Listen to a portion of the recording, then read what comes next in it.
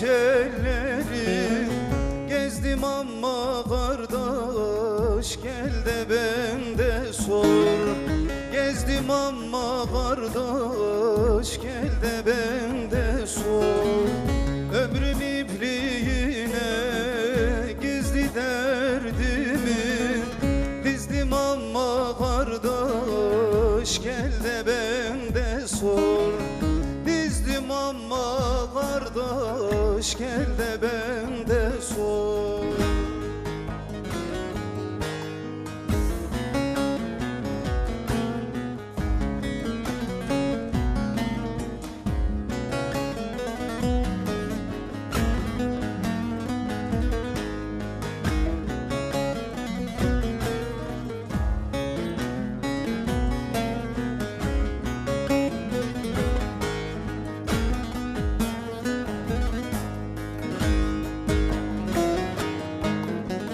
Genç yaşımda terk eyledim yurdumu, geri dönüp gözlemedim ardımı.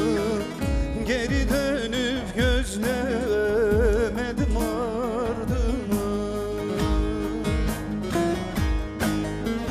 Ömrüm ipliğine gizli derdimi yazdım ama kardeş, gel de bende sor. Yazdım ama kardeş, gel de bende sor.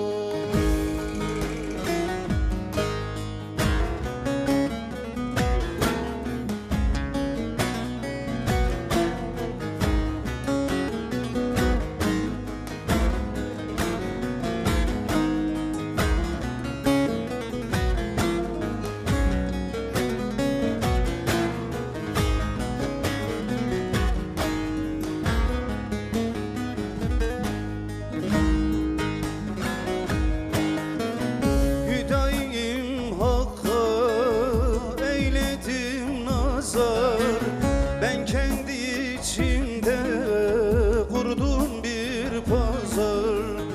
Hirebaz yarinem olur mu pazar? Yaptım ama kardeş, gel de bende sor. Hilebaz yarinem olur mu pazar? Ettim ama kardeş, gel de bende sor. Ettim ama kardeş, gel de bende